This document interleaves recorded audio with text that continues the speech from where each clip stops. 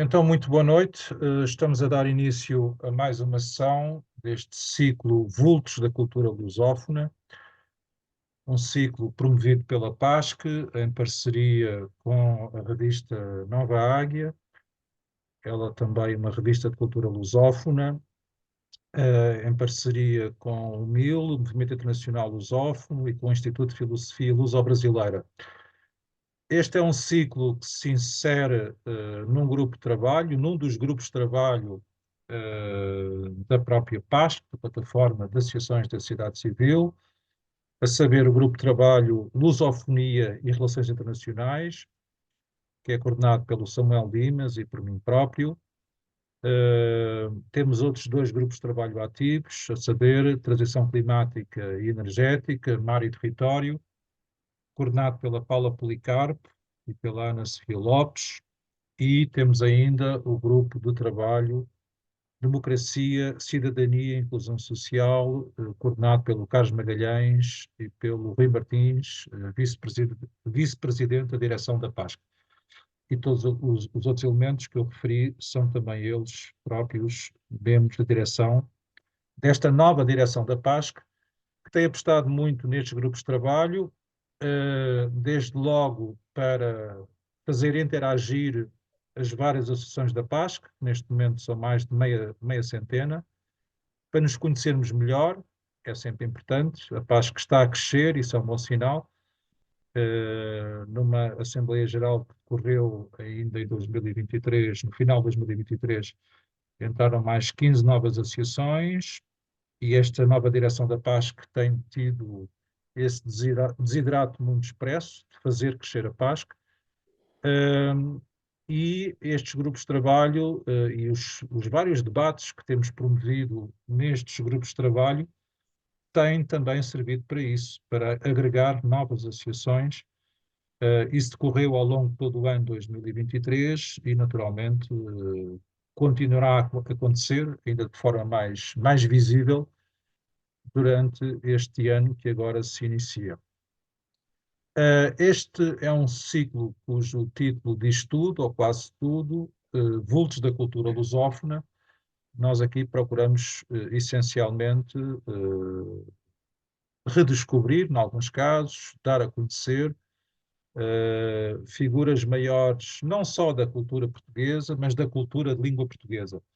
Ao longo destas 13 sessões, esta é já a 13ª, já falámos de figuras maiores da cultura brasileira, ou da cultura lusófona brasileira, da cultura lusófona cabo-verdiana, da cultura lusófona angolana, moçambicana, timorense. De facto, este grupo de trabalho tem esse foco, lusofonia e relações internacionais.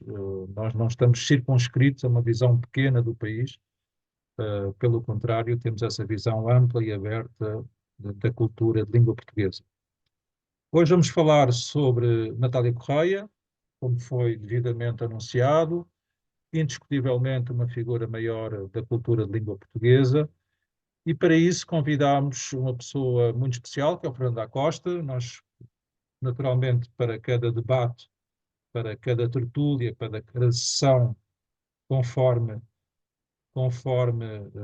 enfim, a pessoa que procuramos, que pretendemos abordar, naturalmente que escolhemos sempre uma pessoa particularmente qualificada para falar sobre esse vulto. E sobre a Natália Correia, obviamente que há mais pessoas que poderiam falar sobre a Natália Correia. Em 2023 assinalaram-se os 100 anos do seu nascimento. Houve naturalmente vários eventos que evocaram a figura e a obra da Natália Correia. Eu próprio estive envolvido num desses eventos, que decorreu no Porto, em outubro. Mas eu diria, enfim, sem desprimor para qualquer outra pessoa, que o Fernando da Costa é a pessoa mais qualificada para falar sobre Natália Correia, pela proximidade que teve durante muitos anos com a Natália Correia e pelo conhecimento muito aprofundado que tem da sua obra. Para além disso, o Fernando da Costa é também uma pessoa que eu pessoalmente muito admiro pela sua liberdade de espírito. Isso também é particularmente pertinente. Em 2024, como sabem, assinalam-se também os 50 anos da Revolução de Abril. Tem-se falado muito sobre liberdade, liberdade de expressão, liberdade de pensamento. Ora, o que pelo menos eu verifico é que essa liberdade está cada vez mais condicionada, quer por fatores exógenos, quer por fatores também endógenos. As pessoas sentem-se muitas vezes ou impõem-se a si mesmo uma grande censura pelo politicamente correto, por lugares comuns, por conceitos vigentes. O Fernando da Costa em contracorrente a isso tudo, e eu já ouvi muitas vezes, nomeadamente num festival literário que nós promovemos há alguns anos, o Festival Literário Tábula Rasa, onde foi premiado por nós, o prémio Vida e Obra. Aliás, eu lembro que no encerramento desse festival, o Fernando da Costa disse que a censura não acabou, o que aconteceu foi que ela foi privatizada. Mas, enfim, esse não é o tema de hoje. O tema de hoje é Natália Correia. Só queria aqui sublinhar o gosto que nós temos em ter connosco o Fernando da Costa, a quem eu vou dar imediatamente a palavra, e depois, como sempre acontece, teremos uma troca franca, cordial, de impressões, de opiniões entre todos os presentes. Isso depois será moderado pelo Samuel Limas, que coordena comigo este, este, este ciclo e este grupo de trabalho. Como sempre acontece, estas sessões são gravadas e serão depois colocadas nas nossas plataformas, neste caso, quer da PASC, quer também do MIL. E dito isto, passo então a palavra ao Fernando. Fernando da Costa, a palavra é sua. Natália Correia. É um mundo, é um universo. Mas a propósito de censura, vale a pena lembrar que Natália Correia foi a primeira pessoa da atenção para que tão censurante é impedir de dizer como obrigar a dizer. Durante a ditadura, fomos impedidos de dizer. Nesta democracia um bocado coxa, somos obrigados a dizer. Daí a divulgação destas fake news que nos rodeiam por todos os lados, que adulteram tudo a comunicação, todo o jornalismo, toda até a criatividade.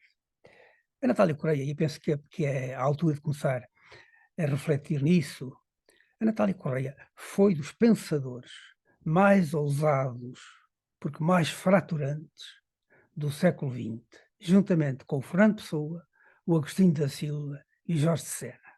Formavam, de facto, uma espécie de quadrilátero de luz da nossa identidade, da identidade portuguesa, que eles sempre defenderam e que eles projetaram. A Natália é daqueles espíritos, daqueles seres que chegam adiantados no tempo. Pela sua ousadia, pela sua coragem, pela sua frontalidade, pela sua inovação, etc. Isso fez com que ela, quem está nessas circunstâncias, não seja compreendida pelos seus contemporâneos.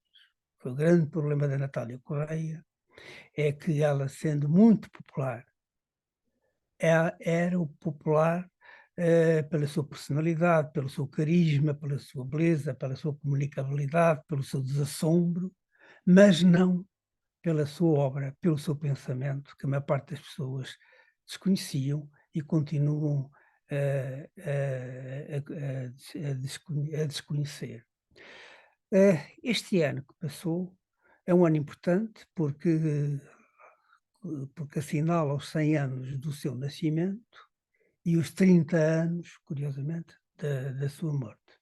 Ela própria dizia-nos no botequim, muitas vezes, que seria preciso que passassem pelo menos 3 décadas sobre o seu falecimento para que a obra começasse a ser compreendida. Eu penso que há indícios nesse sentido. que há muitas manifestações espontâneas não organizadas, e aí e quero abrir um parênteses, que acho lamentável que as instituições oficiais deste país a tenham ignorado.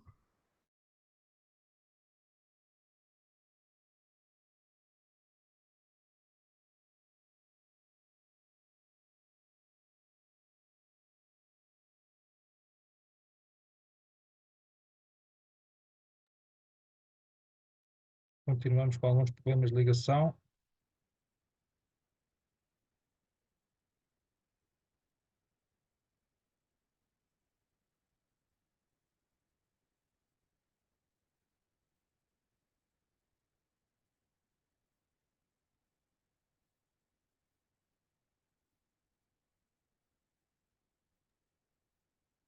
Ele está a fazer a ligação através do telemóvel, Renato, ou do teu computador, sabes?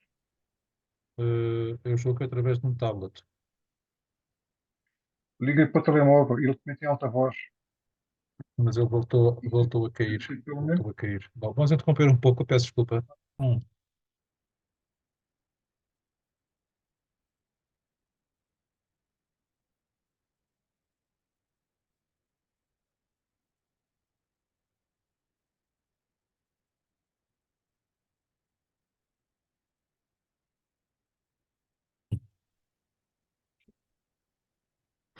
A liberdade era para Natália de facto o valor supremo, por isso ela se bateu sempre, por isso ela hipotecou, por isso ela se sacrificou e marcou.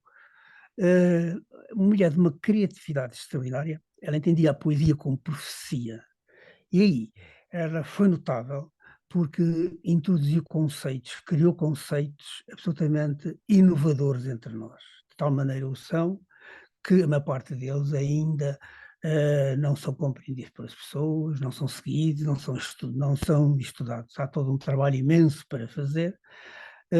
A Ângela de Almeida, em Ponta Delgada, que está a tratar do espólio, tem feito um trabalho muito, muito importante e notável de recuperação de escritos que ela deixou muita coisa inédita, que a pouco e pouco está sendo publicada, e também se lamenta que a imprensa nacional, etc., uma editora ou o Ministério da Cultura não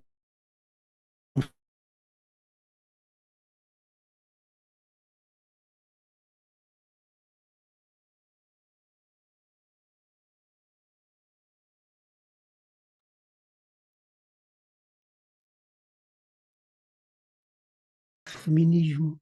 Ela foi feminista durante muito tempo, mas a certa altura disse: "Eu já não sou feminista, sou feminista". E então qual era a diferença? É que Fernando, posso só dizer uma coisa? Se desligar a imagem, vai ter mais internet. E se falar só, não vai perder a internet. É que de vez em quando estamos a perdê-lo. Se desligar a imagem e só ouvirmos a voz, vai ter mais internet.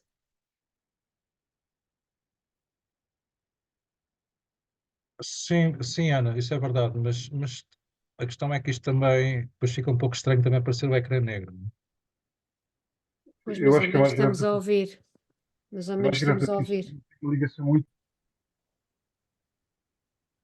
a Natália Correia foi um espírito extraordinariamente criativo e inovador, como se sabe, criou conceitos e reformulou outros muito avançados, de tal maneira que eles ainda não começaram a ser estudados, nem trabalhados, porque eh, demorará ainda algum tempo a que isso possa acontecer, que sejam criadas condições nesse sentido. Até porque muitos desses conceitos põem um pouco em causa o pensamento correto que existe entre nós e do qual ela foi vítima, como se sabe.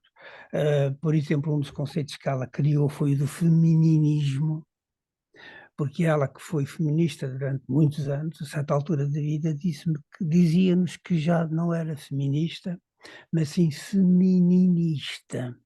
E a diferença é que os feministas defendem ou reivindicam a igualdade, alguns até a superioridade da mulher sobre o homem. Os femininistas reivindico a dignificação, a valorização do feminino, que tanto existe na mulher como no homem, ou seja, é a parte criativa, afetiva, progressista do ser humano. Outro conceito que ela criou foi o do ibericismo, que ultrapassava o conceito do iberista. Os iberistas preconizavam a integração de Portugal na Península Ibérica, os ibericistas, como o professor Agostinho da Silva, que também apoiava esta corrente da Natália Correia, não preconizam que o futuro da Ibéria será uma comunidade de países independentes, repúblicas ou monarquias, e depois depende de cada povo, de cada região autonómicas. Os grandes mitos portugueses mereceram especial atenção, ela reformulou muitos, como o sebastianismo, com a peça que ela fez até sobre Dom Sebastião, ou a questão do culto do Espírito Santo, que o culto do Espírito Santo, segundo a sua interpretação, e também do Agostinho da Silva, era muito interessante o paralelismo que havia de pensamento entre a Natália Correia e o Agostinho da Silva. O culto do Espírito Santo é um socialismo à portuguesa, ou adaptado à portuguesa. Ela até dizia com muita graça, consoante inventamos o cozido à portuguesa, também inventamos um socialismo, não precisamos de importar o socialismo do Marx, nem do Engels, etc, etc. Que de facto é uma metáfora, como se deve calcular, que assenta na distribuição gratuita da comida, na liberdade das pessoas e no poder entregue aos puros, ou seja, às crianças. Estes conceitos, como devem calcular, são muito vivos ainda nos Açores, entre nós pouco ainda sobreviviam alguns locais, e ela era de facto uma grande estudiosa do culto do culto do Espírito Santo. A Natália, basicamente era poeta. Ela dizia-se poeta, ao princípio ainda hesitou ser poetisa, mas depois dizia que era poeta. Paralelamente também, como é evidente, era uma grande ensaísta, romancista, cronista, tradutora, cantora, pintora, era realmente um ser extraordinariamente multifacetado, com uma originalidade muito grande. E também era uma cultora do escárnio e maldizer, da grande tradição de escárnio e maldizer, e aí se insere aquele célebre poema Homo Orgado sobre a questão da despenalização do aborto que ela fez. É que, por exemplo, defendia muito a questão da androgenia, era outro conceito que ela retomou, tem até um romance muito interessante que é As Núpcias, onde aborda muito isso,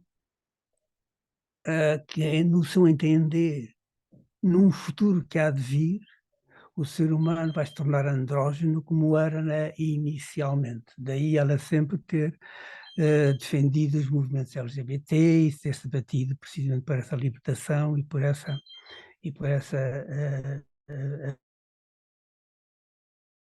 muito foi a questão da descrucificação. Ela rebelava-se contra a cultura do sacrifício, da imolação de Cristo, e tem até uma obra notável que é o Armistício, em que ela apela a que subamos ao monte e arranquemos Jesus Cristo da cruz, desse madeiro infame onde ele está crucificado, e que deixemos de celebrar isso, e para o trazermos para o seio dos seres humanos, porque Jesus Cristo é o Deus mais humano que existe. Tudo há certo.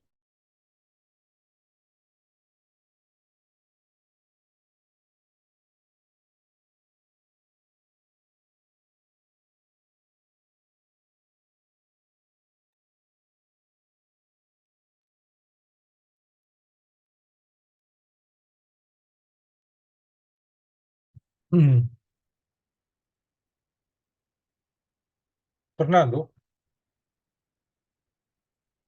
bom, nós hoje estamos de facto com problemas, mas eu talvez sugerisse ao Samuel, entretanto o Fernando deverá voltar a entrar, Ele já nos deixou aqui algumas deixas, penso que suficientes para animarmos este debate.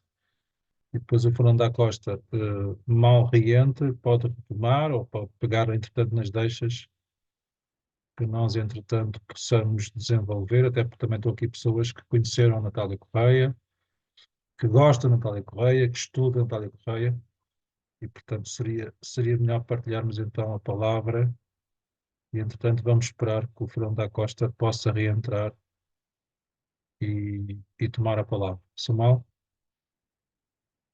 Então, boa noite a todos. É sempre com grande satisfação que nos encontramos nestas tertúlias e hoje, celebrando esta grande figura da língua portuguesa,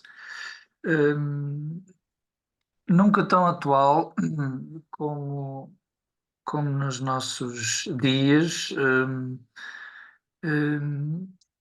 e por isso eu sugiro que, não sei se o Fernando já, O Fernando caiu, mas eu vou voltar a entrar. Portanto, o Fernando já está connosco novamente, se puder ligar o microfone.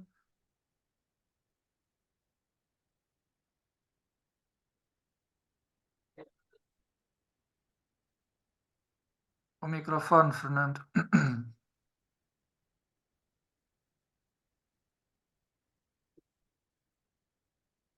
Já liguei, está ligado, já Já. estão.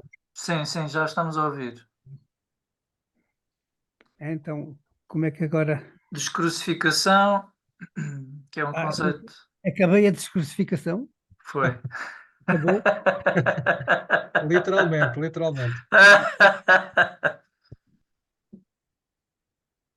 Vamos lá ver. E agora estão a ouvir? Sim, Sim. estamos a Força, ouvir. força. Agora é descer da cruz. E agora continuo ou vamos Sim. já para o diálogo? Vamos, com força. Vamos para o diálogo? Vamos continuar um pouco Vamos. mais. Tento concluir e depois para abrir o diálogo. Deixa-me cá ver agora para onde é que eu vou pegar. Uma súmula. Dessas ideias todas, então já agora eu faço uma pergunta.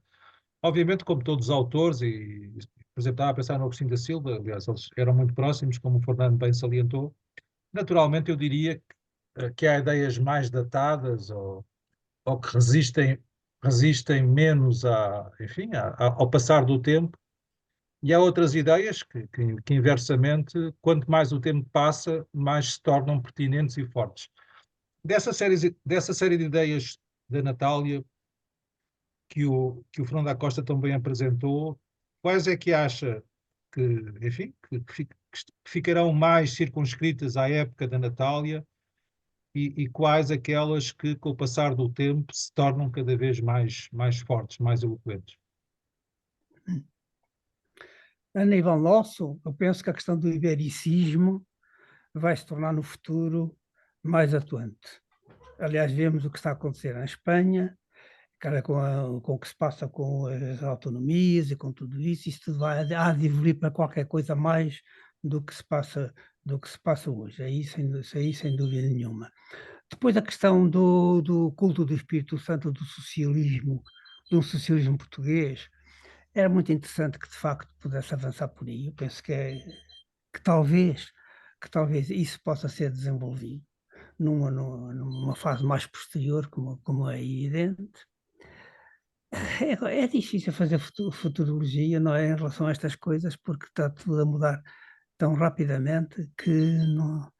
Outra coisa em que a Natália punha muito empenho e sempre muita atenção era a questão da lusofonia, da CPLP, da comunidade de países de língua portuguesa, que tal qual aí, mais uma vez, muito apoiada pelo Agostinho da Silva, que tinham visões muito semelhantes, porque ambos preconizavam que, na verdade, é essa comunidade. Eles duvidavam um bocado da ideia que o Mário Soares nos dizia de substituir o Império, quando se perdeu, pela Comunidade Europeia. Eles duvidavam que isso resultasse. Enfim, o tempo dirá quem é que tinha razão. Lamentavam, sim, que não se tivesse, a seguir ao 25 de Abril,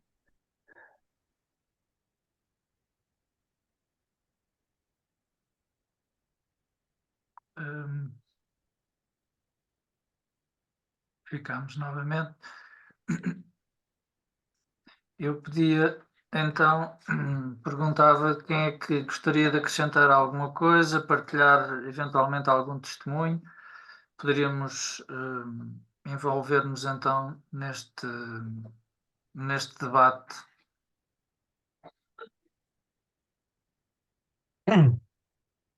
Paulo Anos da Silveira, queres começar? Como açoriano, como conterrâneo da Natália. Tens que abrir o microfone. Tens que abrir o microfone, Paulo. Paulo, tens que abrir o microfone.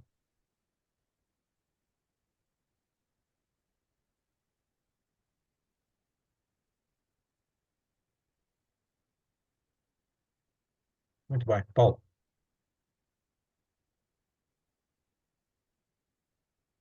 Não, mas continua sem se ouvir. Paulo, não te estamos a ouvir, Paulo. Isto hoje não está a correr muito bem, de facto. Não, não, não te estamos a ouvir. Não te estamos a ouvir, Paulo. Tu estás com o microfone aberto, mas há um problema no teu sistema de som. Não te estamos a ouvir. Muito bem. Luísa Borges, fala-nos um pouco da tua visão da poesia da Natália. Boa noite a todos. Está um pouco acidentada esta sessão. Está um pouco Ahm, nataliano, até demais. Natália Correia, eu creio que somos todos muito privilegiados por termos vivido, penso que todos nós, não é? Vivemos ao mesmo tempo, vivemos ao mesmo tempo como, de uma pessoa, de uma personalidade, de uma artista como a Natália Correia. Isso, por um lado, é um privilégio, mas por outro lado, também nos limita um bocado. É um pouco aquilo que estava a dizer o Fernando da Costa há pouco, que era uma figura tão grande, tão poderosa, digamos assim, que por vezes era, não vou dizer que tinha uma dimensão quase que por vezes assustadora, creio eu, pelo menos para as pessoas, talvez um pouco para as pessoas da minha geração. E então penso que é muito difícil conhecer realmente a obra dela. E porquê? Porque sendo uma personalidade muito contemporânea, muito avançada, muito, não vou dizer progressista, vou dizer até revolucionária. Por outro lado, foi uma personalidade também extremamente romântica, creio eu. E, e, de certa forma tradicional no modo como se exprimiu muitas vezes em termos de poesia, por exemplo, quando, sobretudo no fim da sua vida, quando adotou a forma poética do soneto. E muitas vezes nós caímos um pouco em erro, penso eu, de avaliarmos a Natália Correia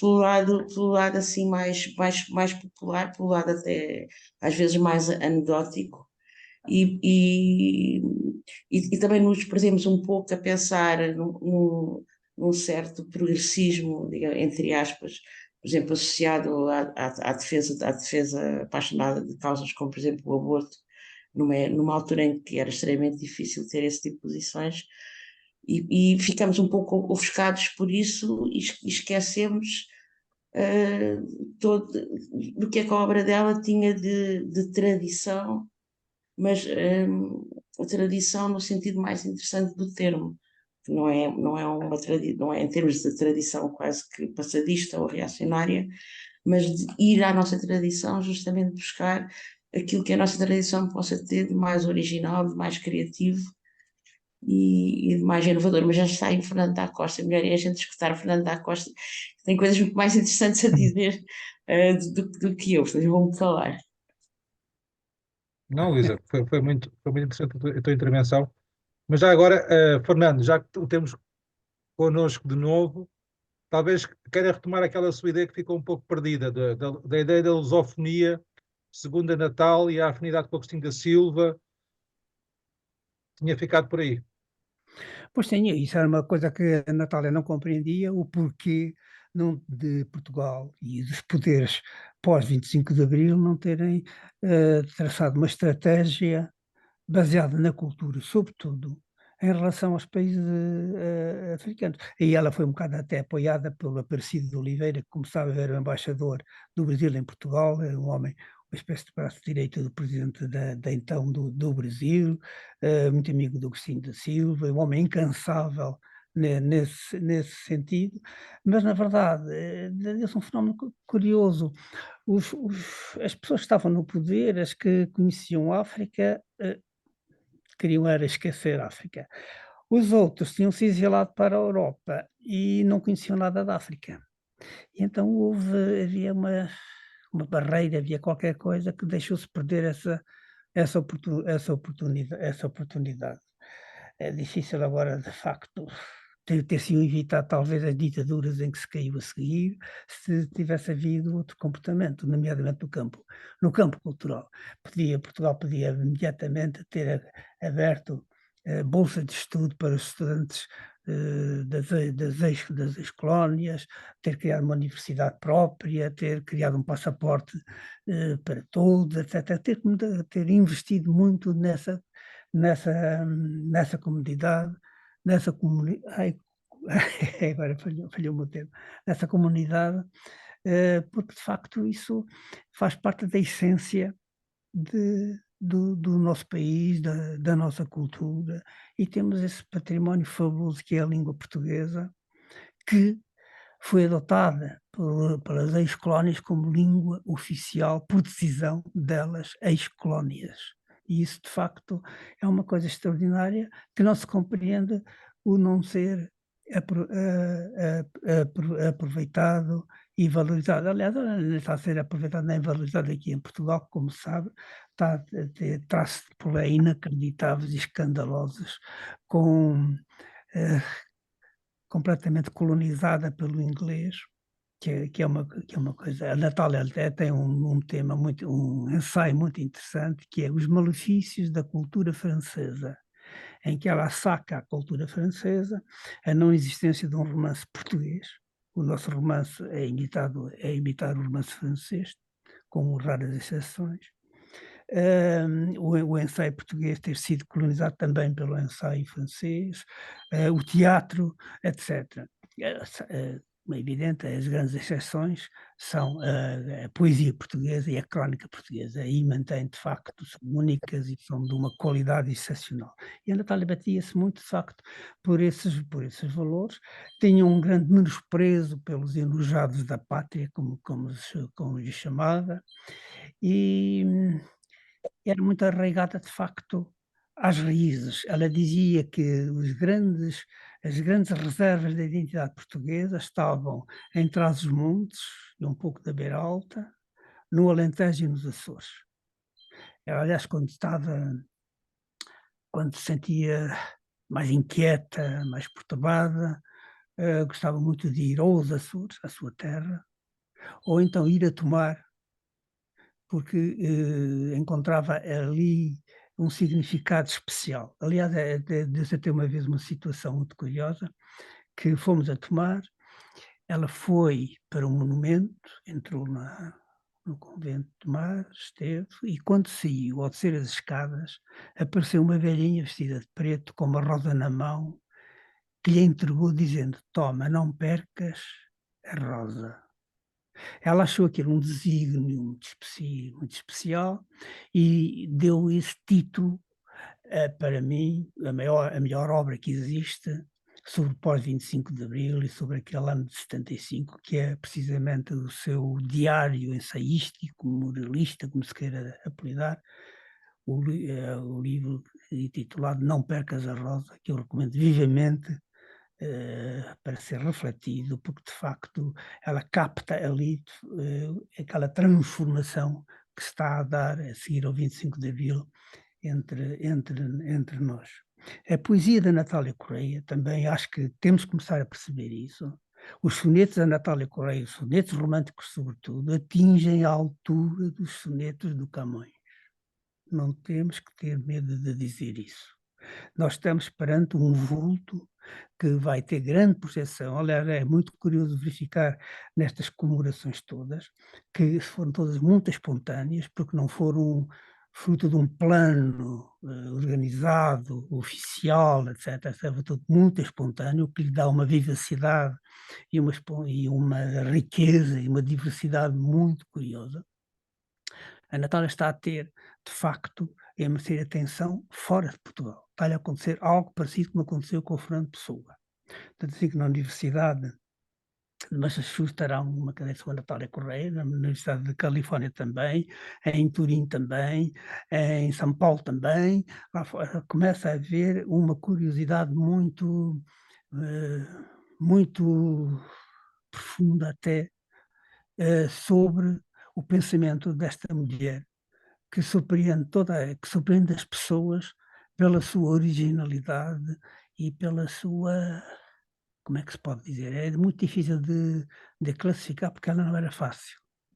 Ela, aliás, dizia, e muitas vezes esta frase, os seus livros não se vendiam, era um fracasso editorial, mas ela também dizia, eu não cedo, dá muito trabalho pensar o que penso, escrever o que escrevo, portanto as pessoas, para me lerem, também têm que ter trabalho para entenderem o que eu quero dizer. Ela nisso era de um grande rigor e não fazia cedências. Depois, claro, ela foi... A Natália tinha um defeito terrível em Portugal, que é fatal. Ela dizia na cara das pessoas o que pensava delas. Durante anos andou a fazê-lo, ou seja, andou a criar uma legião de indivíduos que, quando chegaram ao poder, se vingaram. E ela deixou-se morrer porque percebeu que estava a ser empurrada para o precipício. Ela mesmo dizia que não quer continuar a viver. Os tempos que aí vêm vão ser medonhos, vão haver novas guerras. Isto dito em 1980. Finais de 80, vão haver novas guerras, vão haver novas pestes, vai haver um retrocesso cultural, mais até civilizacional, e eu não quero viver esse tempo. Aliás, uma noite no Botequim, ela faz um poema a partir do Fernando Pessoa e do Olavo Dessa Leal, em que o Fernando Pessoa diz assim, tudo vale a pena se a alma não for pequena, desde que a alma não seja pequena. O Olavo Dessa Leal, que é um homem muito curioso, que está muito esquecido e era amigo de Fernando Pessoa, tem um poema que é A Rapariga do Senacabar, onde diz nada vale a pena, mesmo que a alma não seja pequena. E a Natália pega nestes dois e faz um outro que diz assim, quase nada vale a pena, mesmo que a alma não seja pequena. Aliás, só as almas grandes são capazes de perceber o pouco que ainda vale muito a pena. E depois diz-nos, pouco antes de morrer, eu não cedo, eu prefiro desaparecer. Não cedeu e desapareceu. Muito bem, Fernando, penso que já temos mais do que elementos para retomar a nossa troca de impressões. O Paulo Enes da Silveira há pouco tomou a palavra, não o conseguimos ouvir, mas penso que agora, Paulo, E agora conseguem ouvir? agora já te Sim, conseguimos bem. ouvir. Muito bem. Ótimo. Muito bem. Mas ainda bem que a palavra me ficou cortada e que apareceu o Fernando da Costa, que veio ainda dar aqui umas achegas importantíssimas. Nunca é demais ouvirmos Fernando da Costa, porque diz que é tipo ilusionista, tem sempre uma na manga para sair sobre a Natália que ainda não ouvimos, não é? Eu, claro que fiquei muito satisfeito. Bom, eu faço uma declaração específica. Eu sou um homem das ilhas açorianas. Costumo dizer que nasci em São Miguel por culpa da cegonha, porque os meus pais têm ascendência de São Jorge e do Pico, depois foram para a Terceira, eu devo ter sido concebido na Terceira e depois nasci em Ponta Delgada, em São Miguel, por causa da cegonha, que achava que eu estava muito pesado lá no bico dela, ela abriu o bico e eu lá caí. Mas ainda bem, porque assim sinto-me um pouco das ilhas e é tão profundo viver naquelas ilhas, nomeadamente ilhas que ainda não estão muito abertas aos costumes das grandes cidades. Dou um exemplo, Ilha de São Jorge, onde eu tenho agora ido muitas vezes por causa de razões familiares e de trabalhos na cultura. O Fernando da Costa há bocado disse um pouco aqueles temas e assuntos importantes que a Natália deixou: androginia, descrucificação, ibericismo, Espírito Santo, com aquele sublinhado socialismo português. E eu vou dar um testemunho sobre a questão do Espírito Santo e do socialismo português. Eu estive recentemente em São Jorge a viver por dentro aquilo que eu já sabia por descrição, mas por causa da minha vida universitária só tinha férias de verão em agosto e nunca consegui ir lá no fim de maio, junho, onde se celebram as festas de Espírito Santo. E então um primo da família do meu pai escreveu-me a dizer: eu vou dar um bodo. Ora, é preciso começar a conhecer estas terminologias. Dar um bodo é a pessoa que, naquele ano, se propôs a pagar as festas do Espírito Santo. A pagar, isto é, antigamente seria a oferecer umas vacas ou uns bois para se retirar a carne e oferecer a gentes mais pobres. Ora, hoje em dia, evidentemente que há gentes com menos posses, mas a oferta já é de outra forma. É uma oferta de partilha com todos. Tal como Santa Isabel oferecia pão aos pobres. O que se faz hoje é uma coisa inconcebível que eu não conheço. Aqui há algo de parecido em Lisboa, mas Lisboa não, em Portugal continental, mas não com a mesma intensidade. O dar-se um bodo é preparar durante várias semanas uma partilha com os outros. É conseguir oferecer numa freguesia que se calhar tem 300 ou 400 pessoas, conseguir oferecer um almoço para 400 a 500 pessoas num grande salão paroquial, onde vem gente de todas as partilhas. E os forasteiros são convidados a participar naquela partilha.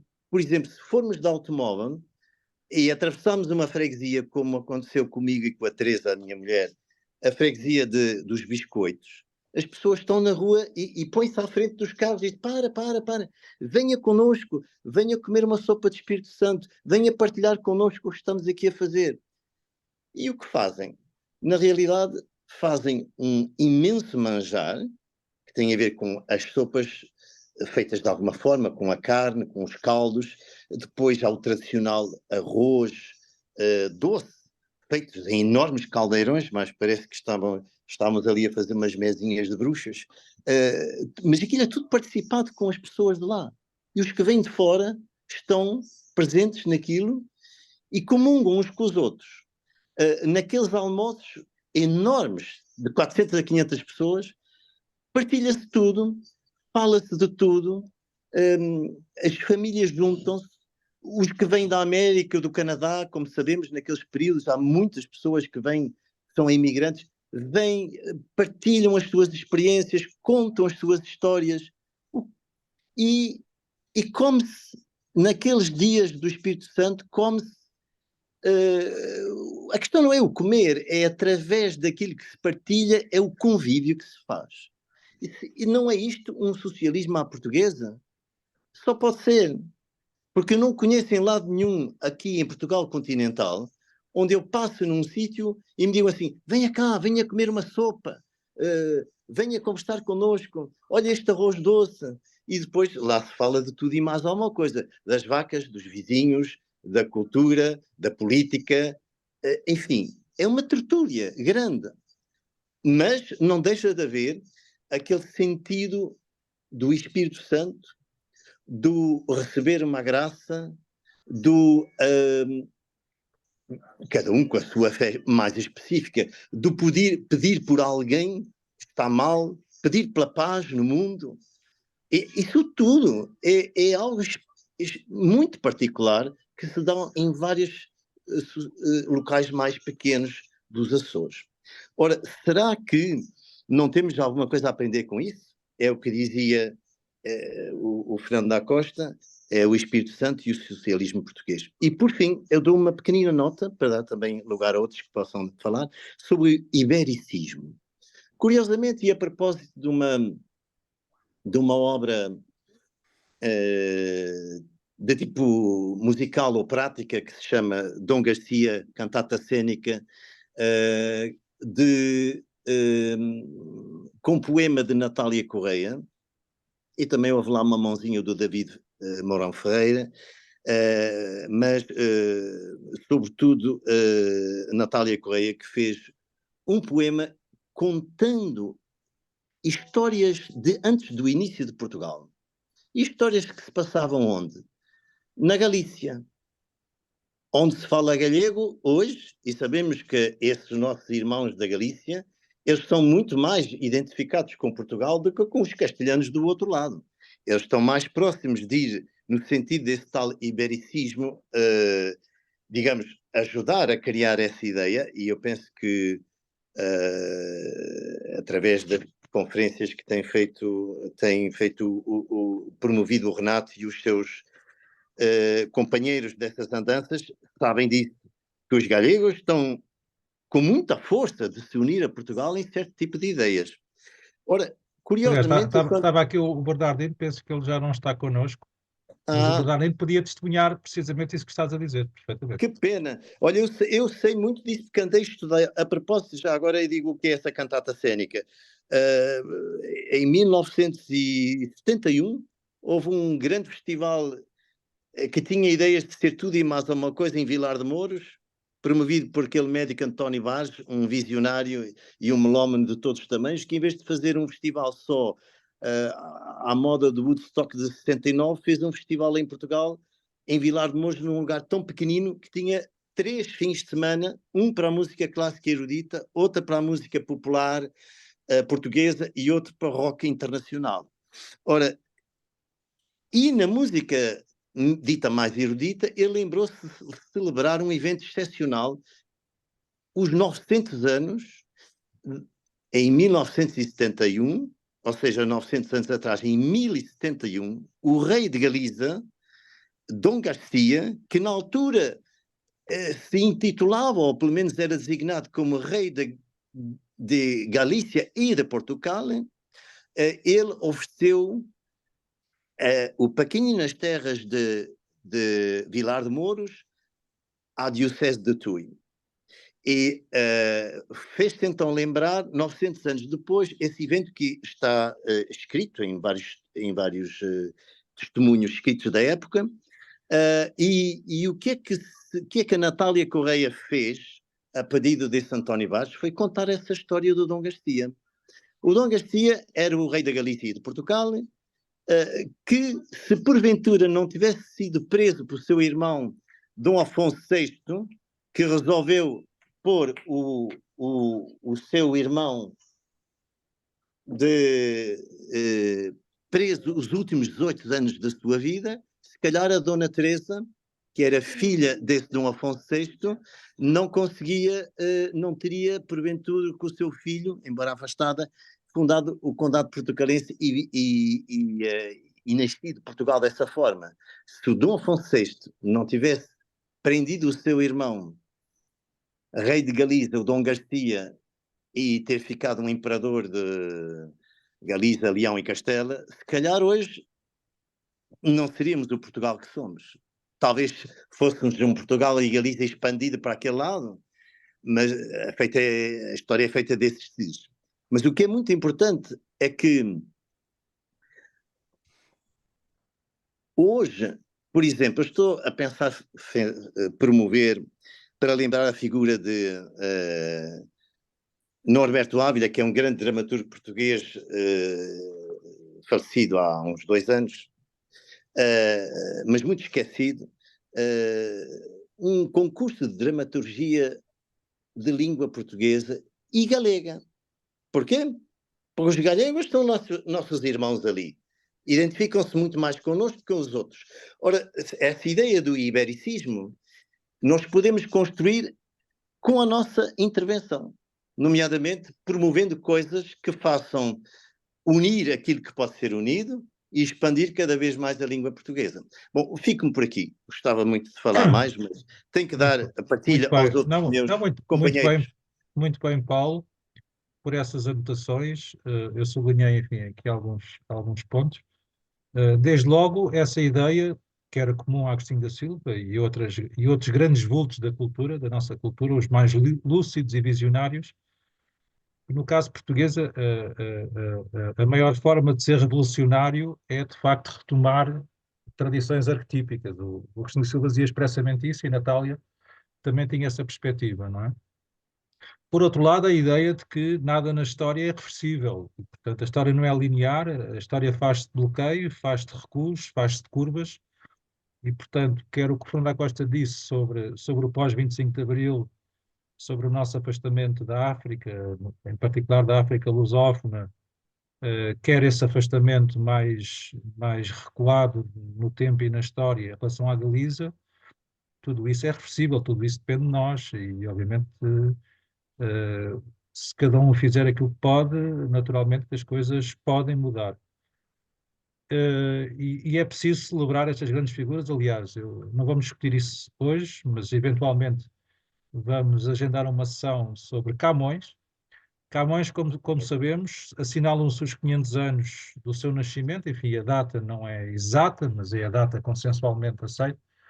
Os 500 anos do nascimento de Camões, em 2024, fomos surpreendidos, enfim, se é que se tratou de uma surpresa, que a comissão designada pelo governo teve 2 anos parada, e, portanto, não há programa de comemorações do Camões, dos 500 anos de Camões, e, obviamente, a sociedade civil, já que o governo se distraiu, a sociedade civil pode e deve assumir esse encargo e certamente vamos celebrar Camões. Nós, na revista Nova Águia, no segundo semestre, certamente que temos já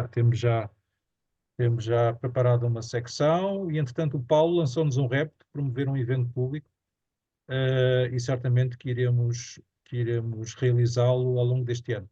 Em todo o caso, Paulo, e para devolver a palavra ao Fernando da Costa, a relação da Natália com os Açores, como sabemos, foi problemática. O que é que a Natália dizia sobre isso, Fernando?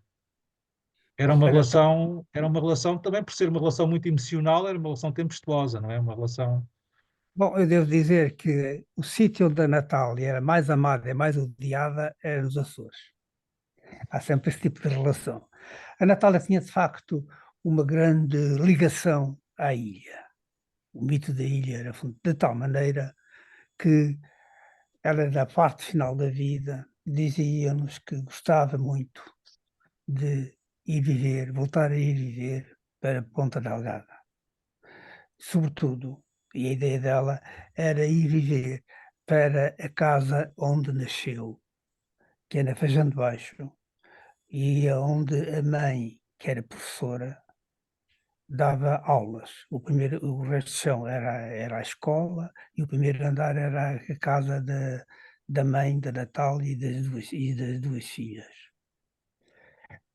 Inclusive, gostava que as suas cinzas fossem depositadas no jardim que há perto daquela igreja, uma igreja muito bonita que há ali também na Feijão, onde ela foi batizada.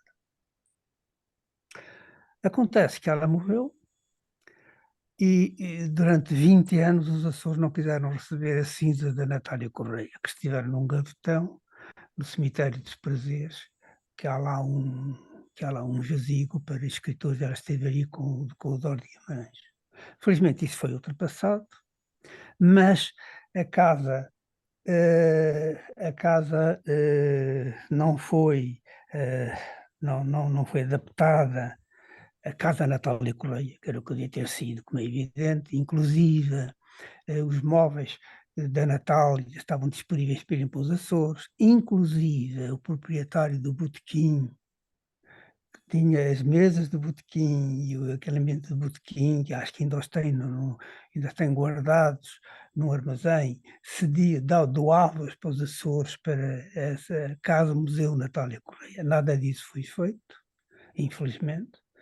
Acho que os Açores também não têm assim tanta exuberância de casas e de grandes mitos, era mais até um centro turístico, mas basta lá compreender. No entanto, a Câmara Municipal dos Açores, Hum? a Câmara Câmara, Municipal. a Câmara Municipal de Ponta Ponta Delgada, Delgada, Ponta da Agada, certo. de Ponta Delgada, e até este governo regional, eh, fizeram e comemoraram de uma maneira muito digna o centenário da Natália Correia.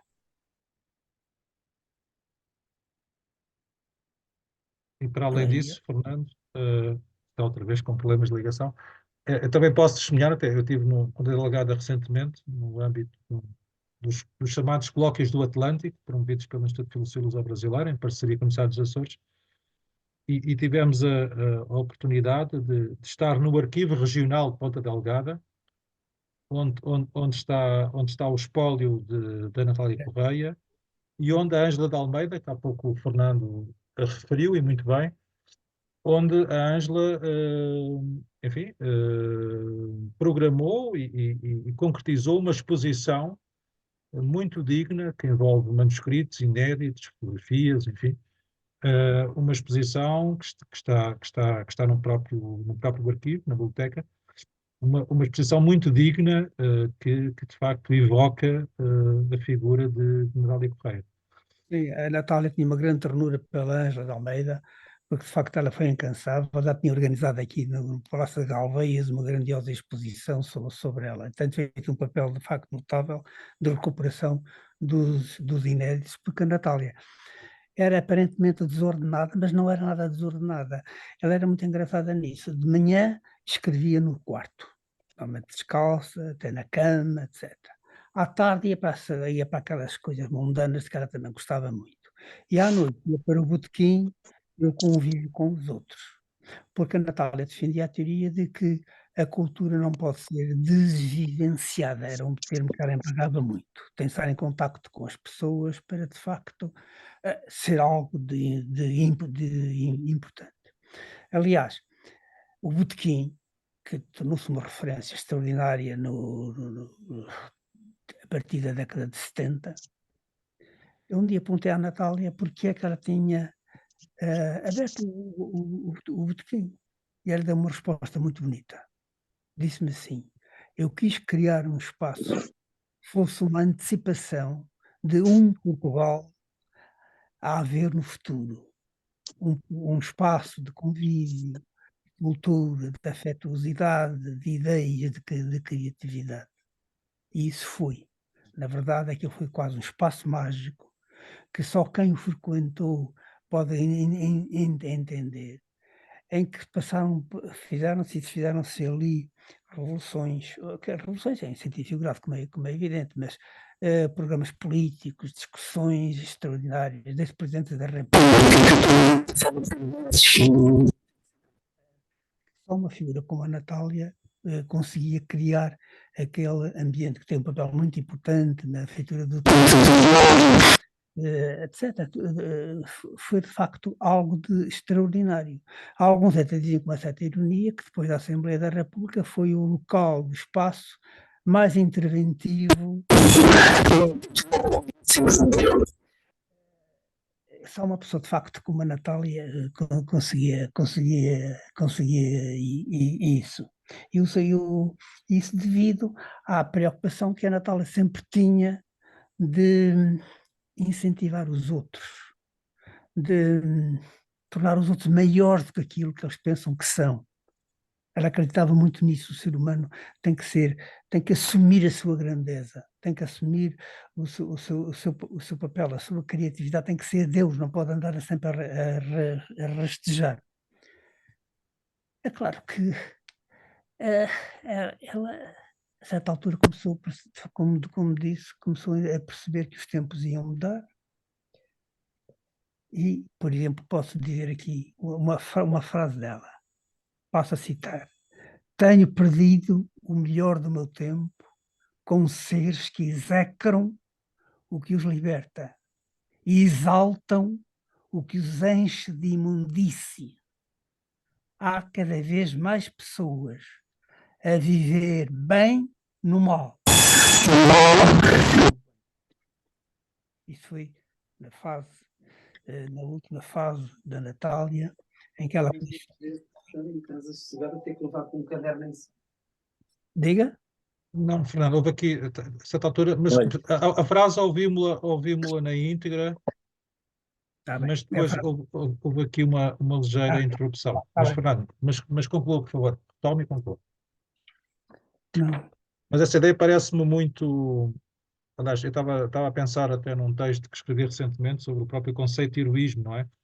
Essa ideia de autotranscensão. Nós vivemos de facto momentos, tempos de apologia da pequenez, da mediocridade. Parece que tudo nos leva para aí, tudo nos leva para baixo. E, de facto, figuras que nos puxem para cima, como a Natália Correia, fazem falta, porque, de facto, estão completamente contra a corrente. Até no sentido mais nobre do termo, no sentido ontológico, não é? São pessoas que nos dão mais ser, que nos incitam ao mais ser. Pois é, ela diz então outra coisa extraordinária. Uma vez, era de madrugada, ela estava um bocado deprimida e diz-me assim: tenho tanta coisa a dizer e tão poucos a quem dizer. Veja o terrível que é esta frase. Depois ela, com a sua perspicácia, ela dizia assim: a pressão dos mercados. Iremos ser dominados, isto é a palavra dela, pelo gosto mais rasteiro do público. Os gostos da burguesia, do proletariado e de uma certa intelectualidade confundem-se cada vez mais num plebeísmo degradante rumo a precipícios em que vão cair todos juntos. Veja o que está a passar hoje em termos de cultura. Eu não vi até hoje nenhum partido político, nenhum candidato políticos falar em cultura. De facto, estamos a atravessar uma coisa extraordinariamente incompreensível. E ela, com a sua lucidez, porque ela era profeta, ela entendia a poesia como profecia. O poeta quer dizer profeta. Sublinhava ela muitas vezes isso. E Portugal deixou de se pensar. É uma coisa extraordinária. Ora, eu penso que isto é uma fase que vai ser ultrapassada. E penso que quando surgirem condições e pessoas interessadas, na verdade, em repensar Portugal, em ver o que é que aqui estamos a fazer, é necessário irmos socorrer de vultos como a Natália Correia, como o Agostinho da Silva, como o Fernando Pessoa, tudo por aí fora, indivíduos excepcionais que, de facto, tiveram essa sensibilidade, esse humus de saber, tentar perceber, tentar indicar caminhos para nós, enfim, assumirmos aquela dignidade a que temos direito, e não esta apagada e vil tristeza, como dizia de facto o Camões, que era um dos símbolos da Natália Correia, como era do Agostinho da Silva. Aliás, a Natália tem uma peça notável sobre o Camões, que é Erros Meus, Má Fortuna, Amor Ardente, que o Vasco Polivalente, como secretário de Estado, proibiu de ser representado, isto depois do 25 de Abril, daquelas vergonhas que se têm feito. Enfim, a vida é isto, e a Natália, daí que a Natália começa a ser descoberta, sobretudo por gente, isso é que é um fenómeno muito interessante, gente nova que nunca a conheceu pessoalmente, mas que está a ser seduzida. E aquele colóquio organizado no Porto pelo Renato, é muito interessante que apareceu lá. Pelo Instituto de Filosofia da Universidade do Porto, não foi por mim. Não, está bem, por vocês. Foi muito interessante que apareceram lá jovens muito interessados da Natália, que não conheciam, mas que estão seduzidos pelas ideias que a Natália lhes dá. Neste mar de mediocridade total, de coisa absolutamente cinzenta, a voz dela começa de facto a emergir. E aí, de facto, justificasse perfeitamente sessões como esta, apesar das tecnologias terem sabotado um bocado. A Natália tinha horror às tecnologias, que não sabia sequer pôr, ligar a televisão, etc. Então foi o espírito da Natália que andou para aqui a vaguear. Lá de mim, Mas se agora, calhar agora, não agora dava. está a melhorar, Fernando, que agora, pelo menos, Ela sossegou, ela deve ter. a sua ligação já não tem sido boicotada. Não tem sido Eu boicotada. acho que foi de tempo aqui, o problema aqui nesta zona tem sido isso. Muito bem. Ela Peço ao Samuel que retome aqui a condução do está bem. debate, a ver se há mais intervenções. Não, mais uma vez, sublinhar o interesse destas intervenções, sobretudo do Fernando, que nos permitiram entrar no mundo da Natália, para mim ainda muito, muito desconhecido. Eu iria apenas declamar um soneto dela. Eu procuro sempre em cada sessão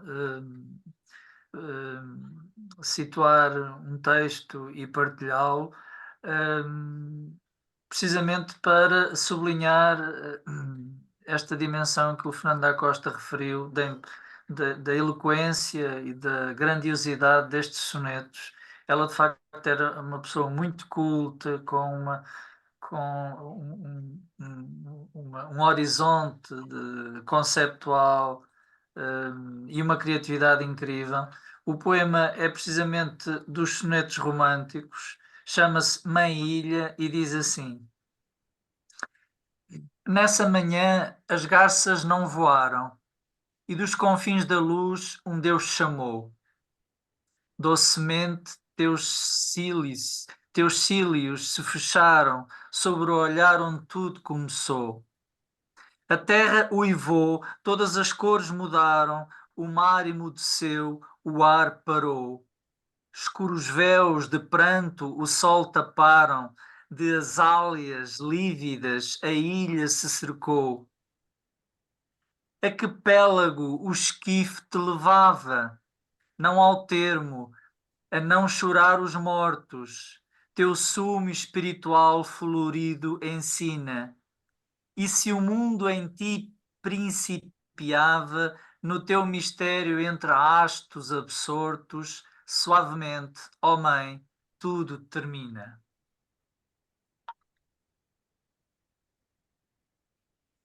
Não sei se mais alguém quer partilhar algum texto, fazer alguma intervenção.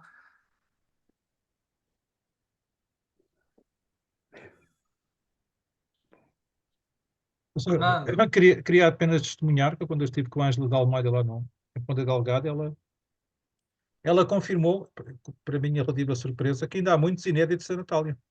Mas foi, eu Ainda há sei. muito, ela deixou, também para que escrevia, deixou uma grande obra em termos de intensidade e de extensividade, portanto, deixou muita coisa E de variedade. e, portanto, ainda há muita coisa para publicar. Ela deu-me conta disso, aliás, mostrou-me alguns dos inéditos e, portanto, ainda temos páginas a descobrir, obras a descobrir da Natália. Isso Assim haja interesse nisso, não é? Esperemos que sim. Porque a Natália é muito curioso isso. Ela, além da grande poeta que foi e da grande pensadora, foi uma grande pintora. Quando morreu a mãe, ela entrou em depressão e então refugiou-se a pintar. Teve durante mais de um ano a pintar. Aliás, na exposição, há um autorretrato da Natália Correia que é impressionante. Aquilo é impressionante. Aquilo capta o olhar completamente. Há um retrato do Urbano Tavares Rodrigues. Aliás, como é que ele se chama? Ele agora disse o nome dele, o Almada, que era muito amigo da Natália. Dizia, mulher, continua, acho que pinta, não sei o quê. E a Natália, não, sou a poetisa, poeta, não sei o quê, e deixou de pintar.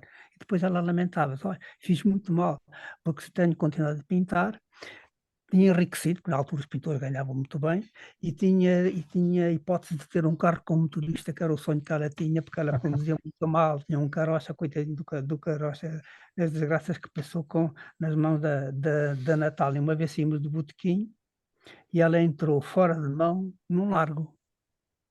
E vinha outro carro, com prioridade, que por acaso o homem foi muito oportuno, travou a tempo, se tinha-se estampado. Ela sai do carro e começa a dizer para ele: "O senhor não sabe dar prioridade a uma senhora?" E eu digo: "Então, então a Natália é feminista de umas coisas e agora já não é, já quer prioridade de uma senhora." O Código de Estado não contempla o feminismo. Ela estava deslocada muito das coisas. Outra faceta que ela tinha, era uma cantora excepcional. Ela, quando foi para os Estados Unidos, porque casou com o segundo marido, que era americano, etc. Ela depois, poucas semanas depois, já estava farta do marido e dos Estados Unidos. E então, para se entreter, ia cantar para os Descobriu que era europeia, não é? ia cantar para o jazz. E foi convidada a ficar lá como cantora profissional de jazz. Ela que não aceitou, veio-se embora e tal, e escreveu esse livro, que eu recomendo vivamente, que é Descobrir que era europeia. No teatro, ela teve a sorte de contar dois grandes encenadores, que foi, primeiro, o João Mota, que encenou a peça A Pécora, que é uma peça terrível, e depois o Carlos Avilés, que fez dois espetáculos magníficos, um sobre precisamente o Camões, o Erros Meus, e outro sobre o Desejado Encoberto, sobre o mito do sebastianismo, porque a Natália defendia. E como várias pessoas defendem, não é? Que o sebastianismo não significa reacionarismo, nem passadismo, nada disso. O sebastianismo foi criado pelo padre António Vieira a partir dos versos do Bandarra, como elemento de resistência ao domínio castelhano. E o sebastianismo significa apenas que um tipo de esperança que o povo português tem num futuro que há de chegar. Aliás, o Fernando Pessoa diz uma coisa muito curiosa: a religião do povo português não é o catolicismo, é o sebastianismo. Portanto, não, vale a pena, de facto, encarar estes fenómenos, estes mitos, com outra profundidade e sem aquelas ideias, sem aqueles chavões que nos inculcaram e que deturparam e que têm deturpado muitas das nossas coisas mais enraizadas. Porque a Natália gostava muito de repetir um slogan dos surrealistas, que é: se queres caminhar para o futuro, atravessa o passado. E é o que ela fazia. Daí ela ter andado por vários momentos da nossa história, ter cultivado e ter criado vários géneros literários e não só, de afirmação. Outra coisa em que ela também era notável era nas suas intervenções. Ela era uma oradora fabulosa. Por exemplo, uma das questões que ela realmente levantava era a questão da natalidade, ao excesso da natalidade, e dizendo: o ser humano só será valorizado quando escassear. Ela com o general Costa Gomes, e íamos muito a conferências, e o general Costa Gomes dizia-nos, que ela lia muitas vezes ao botequim, o Marcial Costa Gomes, o Costa Gomes dizia, palavras dele: tenho mais medo da explosão demográfica do que da explosão nuclear. Ora, isto, numa altura em que agora toda a carpir, porque não há gente nova a nascer, porque é que querem mais pessoas? Para ir para o desemprego? Faltam mais jovens, metade dos jovens não tem emprego, outra metade chutam-se para fora do país, etc. Não aproveitam o que têm cá para importar mão de obra barata, como estão a fazer. Quer dizer, é tudo, de facto, uma coisa extraordinária.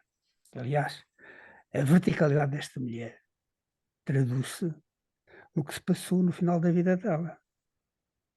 De repente, faltavam 5 meses para ter direito a ter aquela pensão como deputada. Nenhum partido a quis.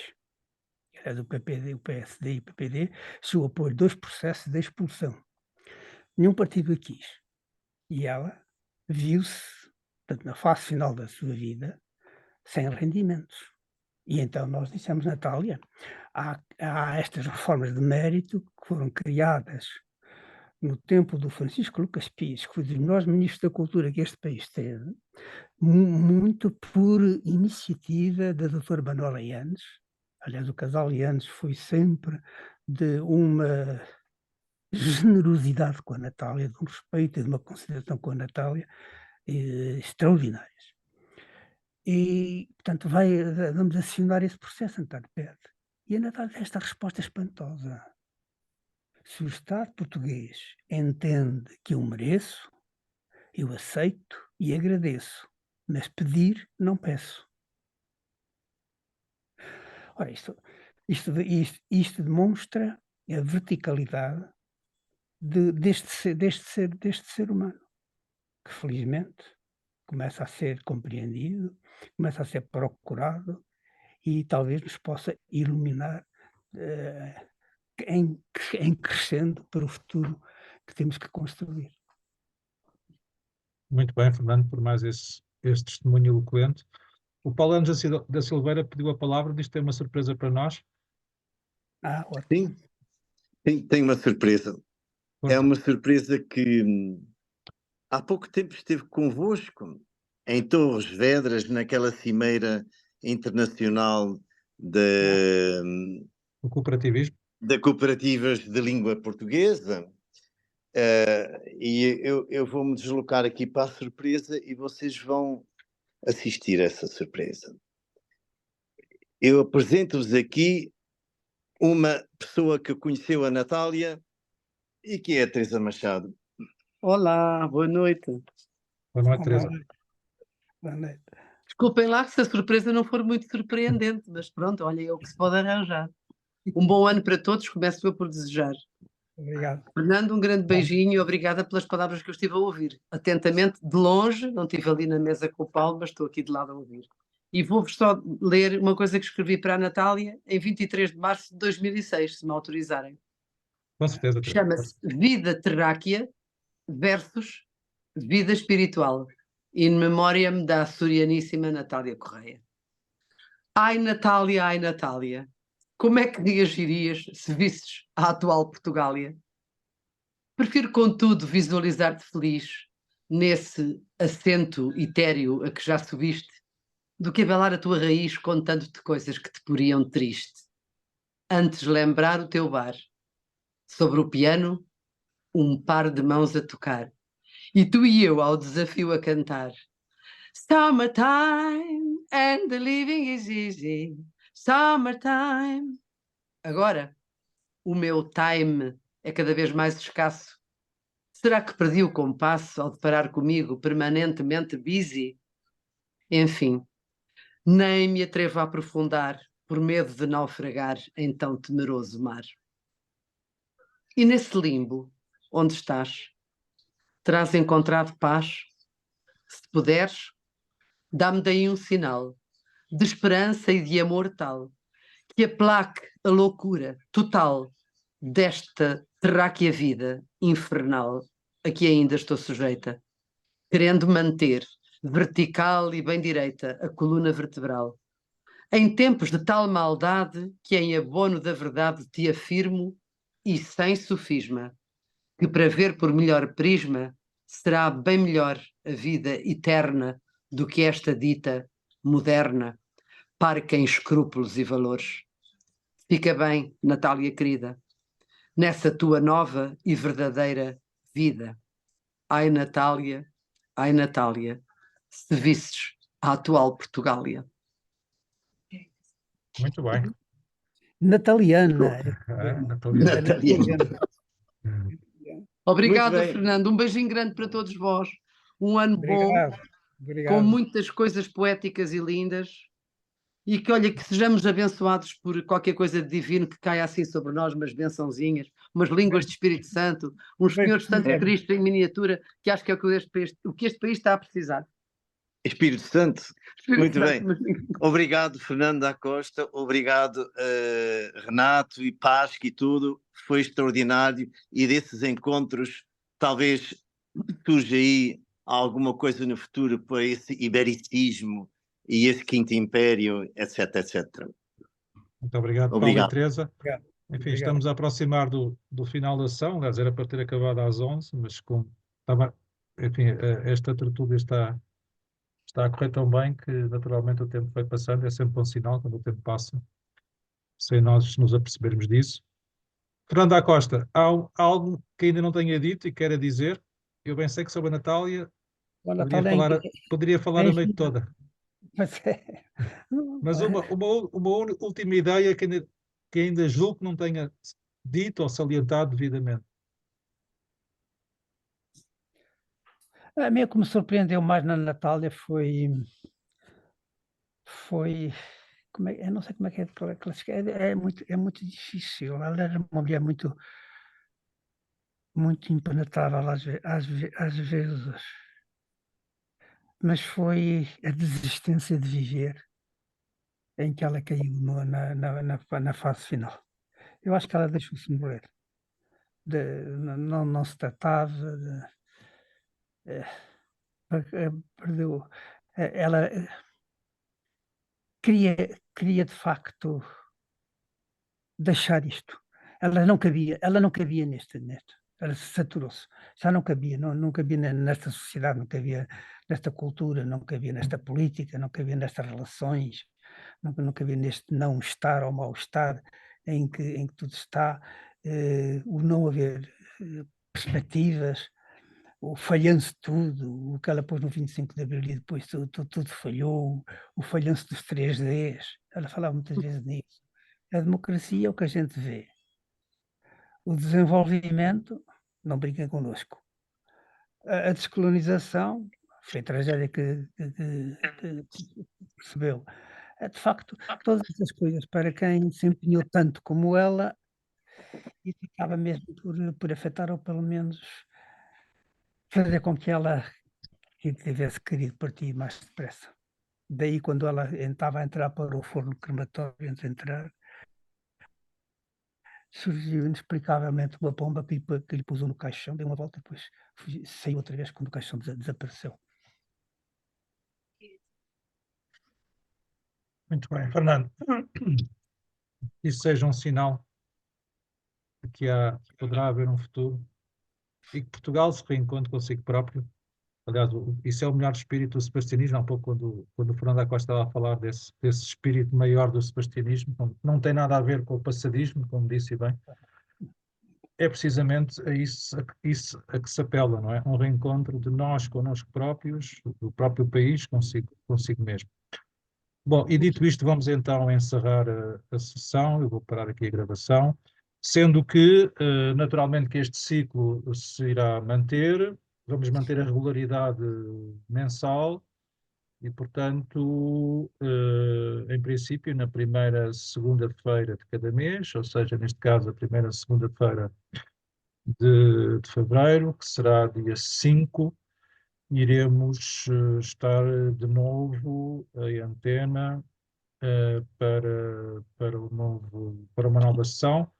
Ainda não coordenei com o Samuel Dimas, enfim, o próximo vulto da cultura lusófona, mas como há tantos, não será difícil até lá escolhermos e publicitarmos devidamente essa próxima sessão.